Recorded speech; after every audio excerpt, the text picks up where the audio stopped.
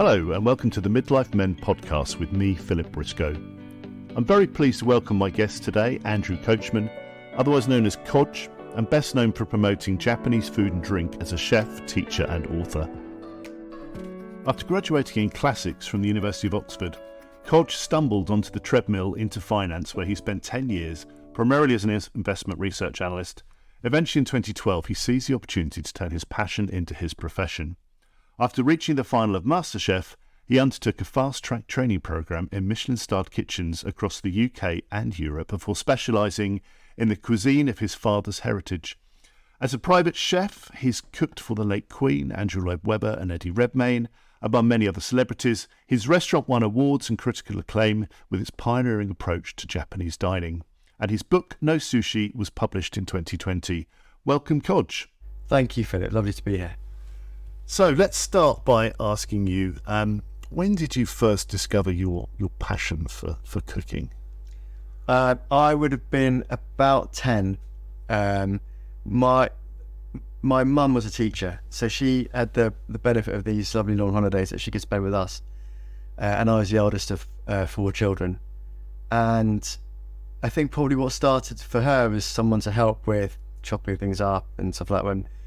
When my dad was at work and we were on holiday, became something I actually quite enjoyed. The first thing she taught me to cook was spaghetti bolognese, and so started with the onions, and no doubt as a 10-year-old, but they made me cry, and then the carrots, and putting all those bits and pieces together, then browning the meat and adding the herbs in, and then the sauces. And I think probably that just appealed to me as a child, that sort of that sense of alchemy, but then having something that you could eat. Talking about when you first left university and the career you decided to take. So one might assume from that you would have looked at cooking as a career, but tell me about your experience post university. I think I did look at cooking through university. I mean, we're sitting here in Oxford, and so it's over 20 years ago since I was having those thoughts, and I came out with a classics degree, which is wonderfully broad. You can be a teacher, a lawyer, all sorts of things. There's very few chefs that I know that have done classics. I do know a few. I haven't met them all yet, but I know a few. I think, and I discussed with my parents, but there were 2 things happening there. One was that my mother grew up in a hotel. She was the eldest child. A lot of the parenting fell to her as the eldest child of also 4 children, because as you can imagine, the life of husband and wife running a hotel is pretty full on. So I think she wanted to steer me away from a life in hospitality because she'd been at the brunt of it. And then I suppose the other thing that was forming my thought processes was the influence of big companies on recruitment drives at university. They are big machines. They need graduates coming in to do the grunt work. So, and of course, a lot of my friends were going that route. So there was the element of being pushed away from hospitality by my mum and being drawn into these big companies, And so how long did you do that for? I spent about 2.5 years in my first job, which was at UBS Investment Bank, and those 2.5 years, I mean, even the time, it felt like 10. We were in at work at sort of 8 o'clock in the morning, and the senior guys, the guys with families and children, in their 30s, 40s, 50s, they were all disappearing at relatively normal time, maybe 6, 7 o'clock. But the young guys would stay there because they dump a pile of paperwork to churn through for the next few hours. So it was very typical for me to do 8 till midnight at the very least, and there were several mornings where I was getting in a taxi at 2 o'clock in the morning. And there were a few nights that I just didn't go home. I stayed in the office all night. And that's when I started to think, am I doing the right thing? And then started to tell my parents about what it was, and they were like, "Oh, that's terrible! You're working far too hard. You've got to leave that job." It's like, hang on a minute, you like a year ago you were telling me this is the right path, it's a good job, it's good salary, good prospects, and then they were, then they saw the reality of it, and they were giving me sort of conflicting messages. So that made me think as well, made me reconsider. So when did you realise that finance may not be living up to your expectations? I was in a business that was very deal driven. It wasn't quite like the raw daytime adrenaline of the traders and the trading floor. It was more like projects and then leading up to a big deal. So everything would be secret, and then we'd announce it to the press. And that was very exciting, especially those last few days where you realised you were going to put something that was going to be on the front of the FT. That was really exciting, and that was when adrenaline came. And I remember doing a deal where there was no adrenaline, and I was like, sober.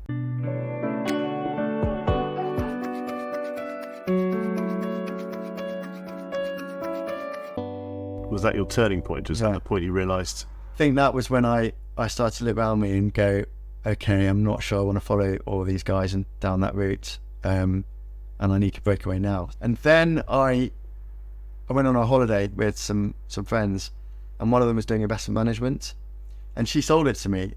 She said, the works, it's already more value added at a junior level. You're doing more thinking work, and it's better hours. And I applied. I sent a sort of speculative covering letter in, and I was lucky with timings. They were looking to add to their sort of group of research analysts. And how long did you do that for? Did that for 5 years. So that clearly was a much better environment for me. It was more academic, and much less adrenaline and deal flow based. Much less. In fact, not at all.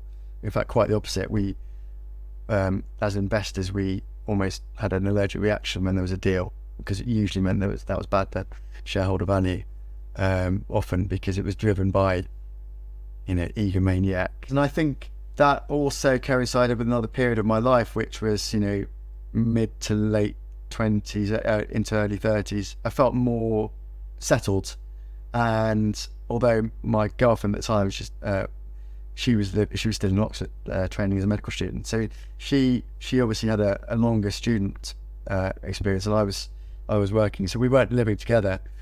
But in that job, I decided I was going to ask her to marry me, and that, and she said yes. So that was a happy period. And so what happened then? What happened to you making a decision perhaps to change the field of work that you were in? Well, flippantly, I always point backwards towards a team offsite that we did at Redmayne, Le Manoir 4 Saisons, and it was great. It was a great offsite. I think it would have been, the weather was good anyway, and so obviously he was showing off his beautiful garden, lovely house, nice bedrooms, and then our activity was to go into his cookery school.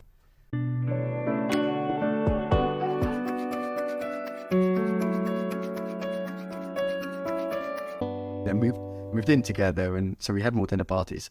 So I was growing to love cooking more and more, because I had more time to do it. Because I had more friends who appreciated it and wanted to do dinner parties, either come to us or we would go to them. And so when I went on this cookery course at Redmayne, Le Manoir 4 Saisons, I paired up with a lovely lady called Ikigai, and we won. We that we at Redmayne and his team decided that we'd done the best, and I always looked at that, and I say to my boss, that was one turning point where I was like, I really love this and I really want to do more of it. So how did this affect your decision process? When I realised how much time I was spending thinking about the next dinner party, all the planning that went into that, the menus, reading my recipe books, picking out which I was going to cook, organising the shopping, all that kind of stuff. I was spending a lot of time doing that, and I was working towards this goal of hosting a really nice dinner party and getting really good feedback. And one of the main differences that I've noticed in cooking and I realised it then as well, compared to work and the feedback system at work. And maybe changing. I've been out of the corporate world for 10 years, but when I was there, feedback was, well, in banking, it was pretty much once a year, and it came just before your bonus. And I guess there's almost a physiological reaction to somebody saying, you've done well, or that was great food, in terms of your mood, and just generally, everybody likes to get good feedback. Absolutely, yeah. Everyone, I think, most people thrive on good feedback. And the great thing about food and cooking is that you can pretty much action any constructive criticism that is. You can do that instantly, and you can process it instantly, and you can see how you're going to improve on that situation. So what did you do next then? How did you move from enjoying cooking for your friends and dinner parties to perhaps moving out of the job that you were doing? There were a few more catalysts that needed to happen as well, I think.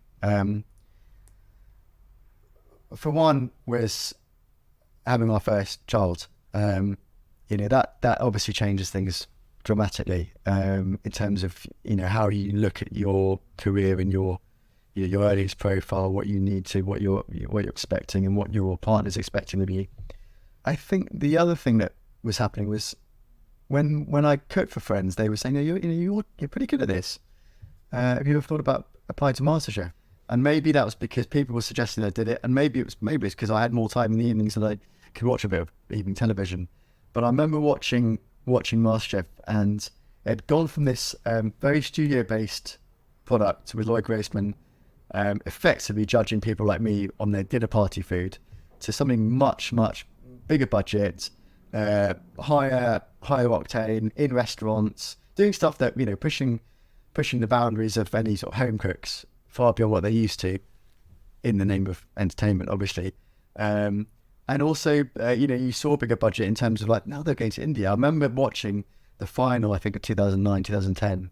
It's a couple of series before I was on, where they went to India, and they were running around, sweating and, cooking food that was unusual to them. And I loved it. I couldn't believe what I was seeing. I was like, so when people said, do you want to apply to MasterChef? I thought about it, and I did it. So was this a pivotal point? What else were you considering? MasterChef is probably one of them. So I applied there, and then I had a contingency list of various different things. Most, 80-90% of them were related to food. I remember one of them was I'd always wanted to learn to butcher, and so I was like, well, I'm going to go and be an apprentice in butchers for not for very long, but just to learn the basics. So one of them was to start a food blog, and to do that side of things, and less practical, more writing, and more what I was doing as a research analyst, reading, learning, thinking, and writing.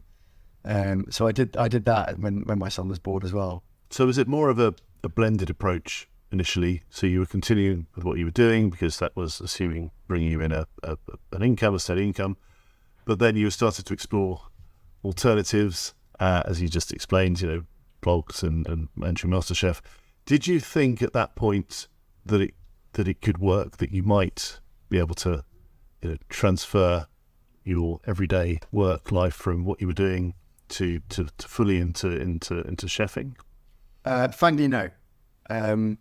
Because for one, my wife wasn't very happy about it. She had agreed to marry a young banker or investor who was earning a good London salary in finance, and she always remembers the day when I'd said to her that I wanted to become a chef, and she went for a very long run, and I think she'd meant to go out for an hour just to clear her head a bit, but in the end I think she went for 4 hours, and I started getting worried, and she just she started running, and then she just went for a very, very long walk, for her to sort of process what I just said. So there was that, and that, obviously in my early 20s, thinking about career, it was all about my parents, but by my early 30s, it was all about my wife.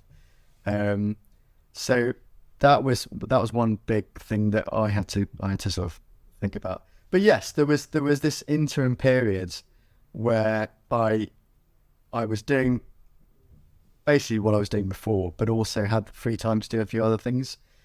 But no, I didn't realistically think I can go and be a chef because, I mean, London chefs are still not paid very well. They've got, I don't know how some of the youngsters do it, probably by not living in London, to be honest, and they must have to commute a long way. So the idea of going to that kind of salary with a young child, I couldn't really see it working. So what happened next then? Well, I applied to MasterChef.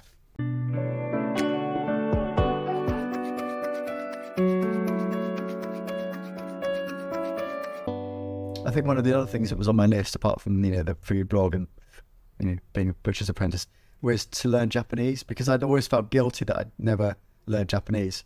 So I applied to a course at SOAS, just off Russell Square, I think it is.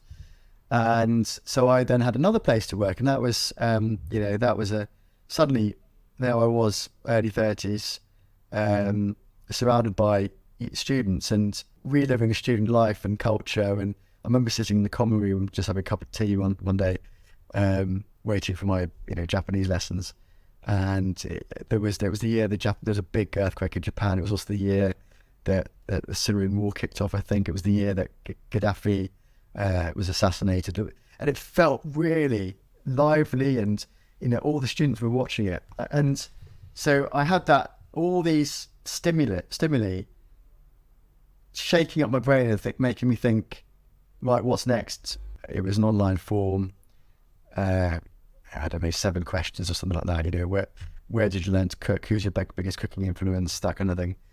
And a few months later, or maybe weeks, it was one of the researchers had read my application, phoned up and did a follow up on the telephone. So that process took a while. That would have been March, April when MasterChef went out. I saw it on TV. They appealed for the next round of candidates. And over that spring and summer, there were more and more interviews that sort of filtered down from thousands down to hundreds, and then eventually I think there were 24 in the studio when we started. But then that was a 6-month period, and then the film was 3 months. So it was pretty much a whole year of trying to run this parallel life of, yes, be a good husband, be a good dad to a tiny baby, earn some money, try and do that, but also indulge your whatever you would call it, the things that you want to do. Yep, your own aspirations. And how did you manage that? I mean, what advice would you give to somebody trying to manage all of those things at the same time? I guess ultimately you have to be disciplined, because you've got to make sure you set aside you allocate the right amount of time to the right projects. You could spend 4 days a week writing a food blog that doesn't generate any income. We spend 4 days a week writing research that you get paid for. So yeah, I remember being quite rigid about setting up my week, and I was lucky. My wife by that stage was behind me, and she was helping me sort of manage that process, because you suddenly come out of a corporate world where everything's managed very closely day to day. And the benefit of it, obviously, when you come out of it, is you gain so much free time, because I'm sure I've got a friend who's written a book called Diary Detox, and he goes up telling companies how much time they're wasting through, pointless meetings and phone and that kind of stuff. So I used that freed up time to do the things that I wanted to do, which were writing about food blogs, or even I set aside a little budget to go to different restaurants, to no longer just to go and eat, but actually to critically write about it. At that stage, I wasn't necessarily thinking just about being a chef. I was exploring lots of options in the food world. But you managed your time. So you had a plan. Yeah. And I guess that was driven by the real desire to partake in these different, evaluate different options. And I guess, ultimately, were you looking at that point to transition out of the research and into whatever it might be? But as long as it's was the driver to do something around food generally, or were you thinking, well, I could just run this in parallel and see how it goes? Yeah, I think at that stage, before MasterChef, it was very much, I can still do what I was doing. I can have my cake and eat it effectively. I can still earn what I was earning roughly, but I can now set aside a little bit of time to do other things that I wanted to do. And obviously that changed when you got a baby as well, because suddenly that sucks up a huge amount of time, especially your first child. You waste, I'm inverted commas, waste time just looking at them. It was a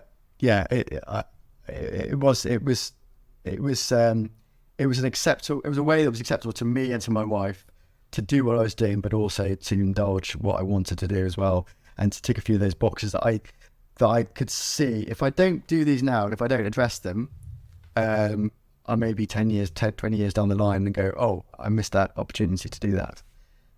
So, amongst other things, I had a friend who had a restaurant, so I said to him, can I have a experience in a real kitchen, not just a home kitchen? So I went and did that. I did a lot of different things. But MasterChef was finally gave me the confidence to make the full leap and turn it completely full time. Did you have any reservations at any time that you're perhaps doing the wrong thing, or perhaps you should just stick with the research analysis? When we moved out of London, we moved into a new house, but it was an old house. We had huge bills to pay, and in many respects, it was completely the wrong time to be changing career and going to a career where I was completely on my own. Even if I'd gone into a full-time career as a chef, I'd have had to start really at the low roles. I wouldn't have been anywhere near the salary that I was as an office job, let alone be able to effectively create a new home, do a refurbishment, all those kind of things that many parents would have to do at some point. And that was a stressful point, having made the decision. So you had your experience on MasterChef, were you a finalist? How did that then impact the next stage of your life? So there was 6 months application and getting into it, 3 months filming, and then probably about 3 to 4 months of actually being on air and post edit and all that kind of stuff. So it really was a full 12 months before I could make that final decision. Right, I've done well in this to make it a platform from which to launch a full-time career. What point did you decide to then open your own restaurant? We moved out of London in 2013, and in 2015, that's when I started to play around with it, doing a few pop-ups and guest nights and getting a feel for cooking in public, and rather than private cooking in someone's house, cooking for a small dinner party. So that was 2015 was my sort of first exposure to that, and then 2016 was when I first committed to a sort of longer term pop-up. So it was 2 or 3 years. Looking back, I now feel it wasn't that long, but it felt like a long time at the time. I suppose partly because there were external factors. There were young kids in the house. There was a refurbishment project that took 6 months. I was in a new area, so I was having to find new clients. So I was adjusting suddenly to fully working on my own rather than working as part of a bigger organisation. It's maybe a silly question, but how did you feel once you'd realised that now your full-time job or your career was focused on food and cooking for other people, and taking what was a hobby, cooking for people, for having dinner parties for your friends, to now something which was something you were being paid for and was you were now a chef? Well, to use all those cliches of roller coasters and whirlwinds and stuff, genuinely it was that first year was a complete whirlwind. Obviously, suddenly you go from complete anonymity into millions of people know what your face looked like. To tell a vaguely amusing anecdote, I went to McDonald's one day and got told off for being there. You should be here. You're a chef. I was like, well, I'm hungry and it's convenient and it's cheap. So here I am. But the truth is that first year, not only you sort of have to deal with,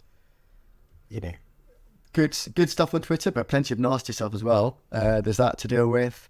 Then, in my case, so then you leave your old job and you readjust to suddenly, that was taking up a lot of your time. Now it's not. Having to become really good at marketing yourself, setting up a new business. And in my case that year, 2012, well, there was MasterChef came out in March. The London Olympics were that summer. There was a lot going on. I was working at a Japanese restaurant for a little bit of that time. My daughter was born in August. My dad died that December, and we bought our house literally the next day. In fact, in December, we'd known he'd been ill. He was ill all the way through MasterChef, actually, with cancer, and he died. He very luckily, I feel incredibly fortunate. He stayed alive long enough to see me on there. And he'd been running brought us off, and he splashed out a new TV so you could watch it on a bigger screen. And you look back and go, how the hell did I survive? But you just did, didn't you? Like, you just did. But yes, it was a very,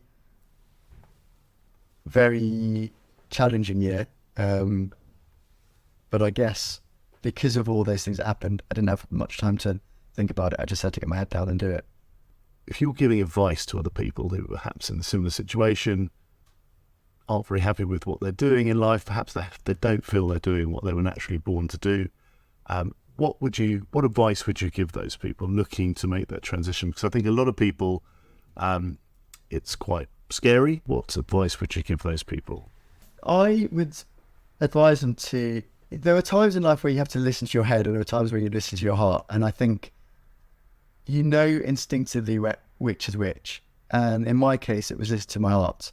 My heart was telling me, this is something you love, this is something you can do. And there's a Japanese expression, Ikigai. In fact, there's a book called Ikigai, but Ikigai means your meaning in life. And, there's certain things that produce your meaning in life. Is it something you're good at? Is it something you can make money from? Is it something the world needs? And if you sit happily in the Venn diagram of all those things, you will find your meaning in life, your Ikigai. And I think I feel lucky that I found my meaning in life. Now, don't get me wrong, being a chef is not the most remunerative thing, but it makes enough money to suit my lifestyle. But, frankly, if I'd wanted to be super wealthy and have 3 houses and a yacht, I maybe would have stayed in banking.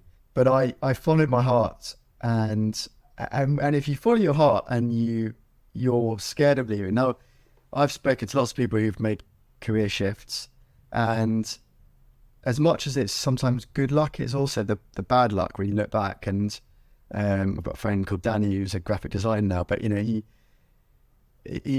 got very unhealthy, but that was his trigger to think that I'm in the wrong job. And it was psychosomatic, it was everything. It was stress, all that kind of stuff, but it manifested itself in physical ill health. And for me, there were things that went wrong that I didn't, I didn't necessarily, my dad being sick and lots of things that shook me up to make me think, am I doing the right thing? As well as the good luck thing, whether that's, frankly, it was good luck that I even got through to MasterChef. The 24,000 people applied. I could easily have been in the first cut. They picked it up and went, oh, this guy filled it out while he was bored on a Friday afternoon, straight in the bin. But they picked up the phone to me. So now, arguably, I probably put a lot of time and effort into that application form, and I thought long and hard and rewrote and edited before I hit send. But so maybe it wasn't all luck, but there must have been a degree of luck.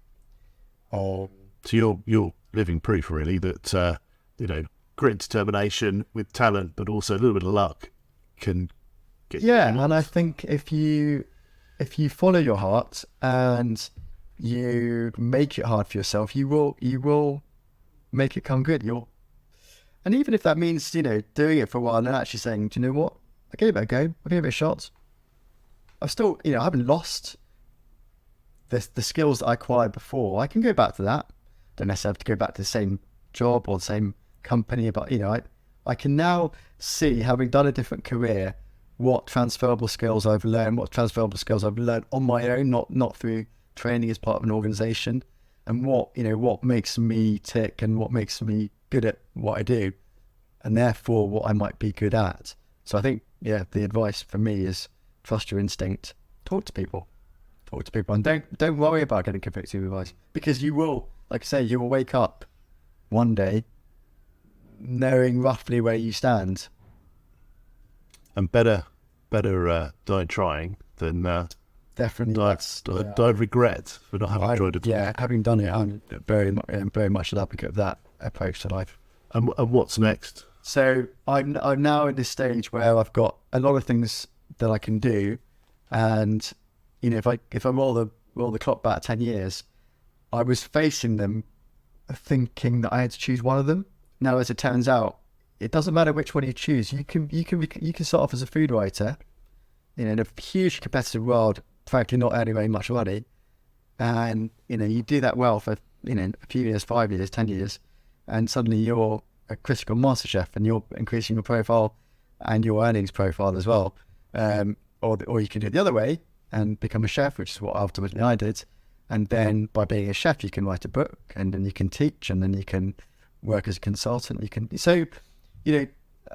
gave a talk at a school recently, and it was a careers talk, and that was the main message of that, which was like, I'm a chef. So, your career is not a continuous path. No, absolutely not. And, I think there must be thousands, millions of people who just weren't in the right place when they were, when they chose their GCSEs, when they chose their A-levels, all of which funnels you down into like different paths.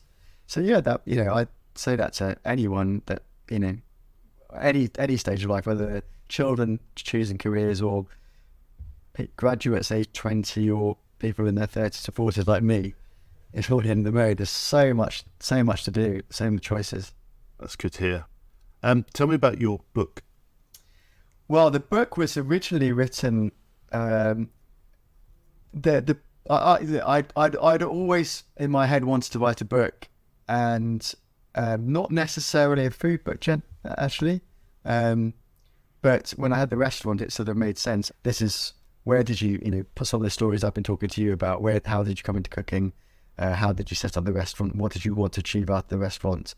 And what did you achieve with the restaurant? What kind of food were you cooking? It is literally a manuscript of your life so far. And, if you want to write another recipe book further down the line, it's not necessarily a recipe book, but only about half of it's recipes. And even of that, every single recipe's got a picture, because I've got so many books. So I think it's well documented, and I'm sure it rings true of many people. They've got all these cookery books, but they've only cooked 10% of them. Partly that's because there's no visual imagery. So me and my publisher decided every single thing must have a picture. Brilliant. Well, we'll put a link to the book on the website. Yeah, thanks. It's on my website. Yeah. So, Coach, I'd just like to say thank you. Thank you so much for talking to me today. It's been a pleasure. Thank you. And good luck. Thank you very much. Thank you for listening to this episode of Midlife Men. If you'd like more information about this episode, then you can find it on the website, www.mid-lifemen.com. If you've got any feedback, or if you would like to suggest any topics that you'd like to see covered, or indeed if you've got a story you'd like to share with us, then please contact me on email, midlifemen01@gmail.com. Thank you, and see you next time.